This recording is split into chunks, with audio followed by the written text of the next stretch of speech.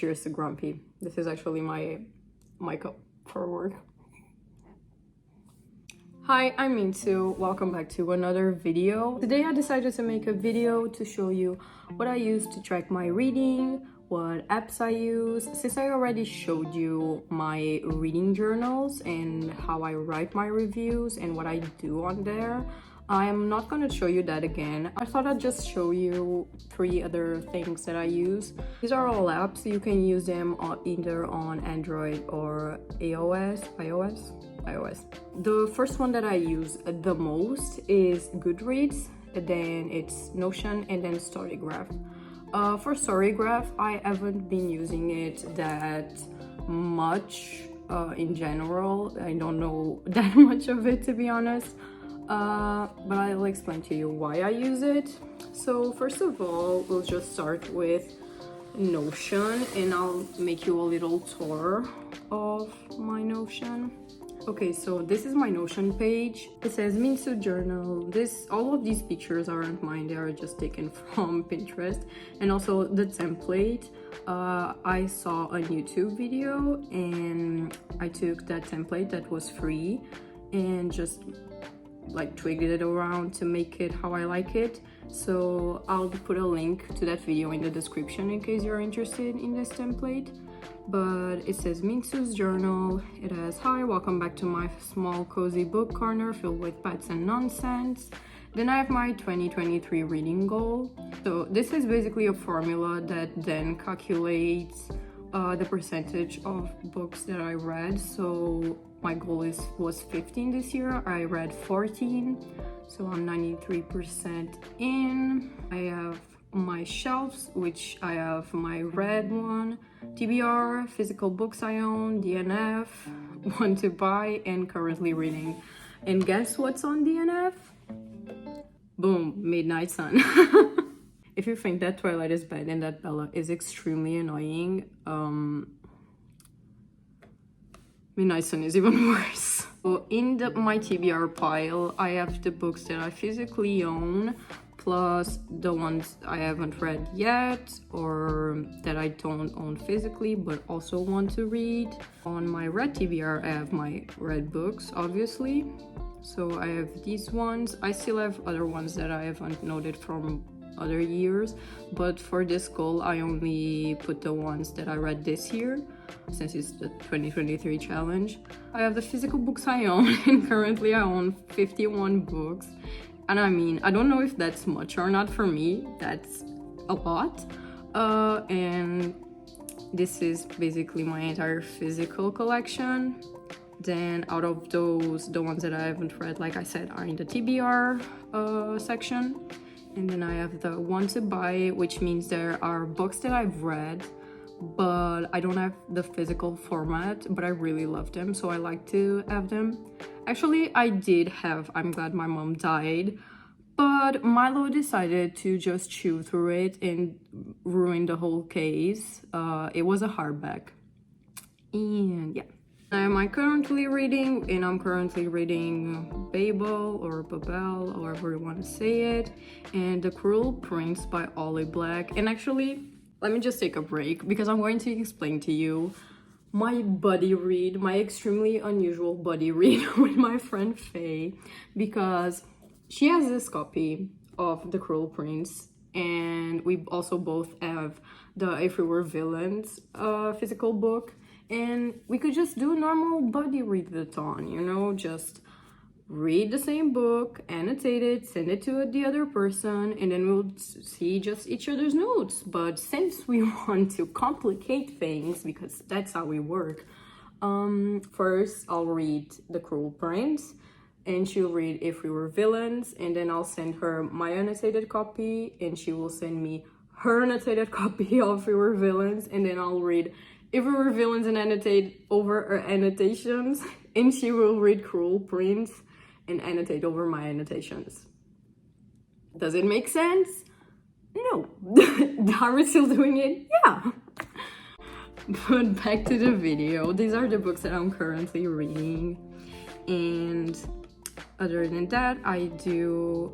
Oh, this isn't supposed to say fall TBR. I just noticed that it is supposed to do my to-do list to-do list. Okay, so in my to-do list I have a little calendar and I have what things I have to do for YouTube. For example, edit this video, I have to film this video, which I'm currently doing, and then I have to post the video, edit the thumbnail, take a picture to post on Instagram to announce that I posted a video, write write full reviews for the books that I read in 2023 because I want to film a wrap-up video. So that's on my YouTube. I also have what I need to do on my Bookstagram, since it's announce new video and then start preparing new posts for the reader tag that I've been meant to do for over a week and still haven't. Then I have post picture announcing video on feed. Here is my little fall TBR. I don't think I'm going to read all of these till the end of the year. It's my fall/winter TBR actually. But these are some of the books that I really do hope to read till the end of the year. And those are Finish Babel, Read North Mythology by Neil Gaiman, If We Were Villains, Poppy War, Hellbent, because I've already read Ninth House, but I've been a bit unsure if I want to read Hellbent. Like, I do, but I'm scared that I will be disappointed because they say it's not as dark as Ninth House, and I don't know. And then I have The Box in the Woods, and I read the 3 first books of the Truly Devious series, so I'm missing this one, and I think she already has another one out, but it is like another thing, I don't know. And then I have Nettle and Bone, which is just a short novel, and I really want to read it, and it will probably be just a quick read, so I should get into that. Here I have my reading log, and I have all of the books that I read with the started dates, and Jesus, just look at this. This is shameful. Babel, I started July 16th, but I've been reading it really slowly because I really want to absorb the book, and since it holds a lot of information, I want to take my time with it. So yeah, I'm currently reading that. I'm actually missing The Cruel Prince here as currently reading, and I put these in the categories. For example, I own Babel physically, and I also am currently reading it. Sorry again, to drink some goddamn water. I haven't even showed you the other side of the cup. It's me. Anyways, and then I have the other books that I read in this year, and then I do have some other books that I read in 2021, which was, for example, Daisy Jones and the Six. Some others aren't here because I don't have it in physical format, and I just did like a listing of all the physical format books that I have, so that's why it's not on here. That's it. That's how I use my Notion, like how it's laid out, how I like it. I don't like to put too much stuff because then I just get overwhelmed and don't do anything on it. Yeah, basically use this because I like to keep my things in a database like this with a grid, but I hate Excel with a passion. But yeah, I won't be using Excel because I really hate it and I don't understand much of it, and this is just way more simple. And yeah, can have all of these pictures. I know I can probably do that on Excel too, but seriously, I really do hate Excel. This was my Notion tour. I'm going to show you the other app that I use a lot, and it's Goodreads. I think pretty much everyone knows about this app or browser. So website. And this was the first thing that I used to track my books. I've had this account since I think 2020 or late 2019, I think. Yeah, late 2019. If you want to follow me, this is my profile, and this is the username, Minsu Reads. So here's my reading challenge, which is at 93%, like I said in my Notion page. And basically this Goodreads website, it has a really old format. Like, I think this gives still 2010 vibes with, I'm not going to even say the color scheme, but like the way things are laid out. I don't know, man. I just don't really like it. And I also don't like that, for example, when you want to reply to a specific comment on Instagram, you can just reply to that comment, but in here, for example, you can't do that. So Nessie, which is my friend, she replied to one of my updates on my reading, and then I wanted to reply to just her, but I just can't comment just normally, so I don't really like that. This is basically where I put my progress, reading progress, in terms of pages and percentages. And again, I don't have cool prints here, but let me just real quick. I only started it yesterday, so it's fine. You know, right now I'm on page 23, so I'll just put 23 out of 370 and great progress. And then I read 6%, and from Babel I read 35. I thought that I was way ahead. Apparently I'm not. And then Twilight is here. I have 41 highlights. What? And this is not counting the ones that I have on the physical format. This is insane. You can follow people and see what they're reading, what their opinions about the books that they are reading. And I think it's really nice. I sometimes do really like to scroll at least once a day to see what people think of the books that they are reading. And sometimes I do also click on want to read, because there are some books that I find interesting. Actually, I did read I'm Glad My Mom Died, but I listened to the audio version, so that's what I have Martez read. Oh, and that's another thing. You can, for example, open the book.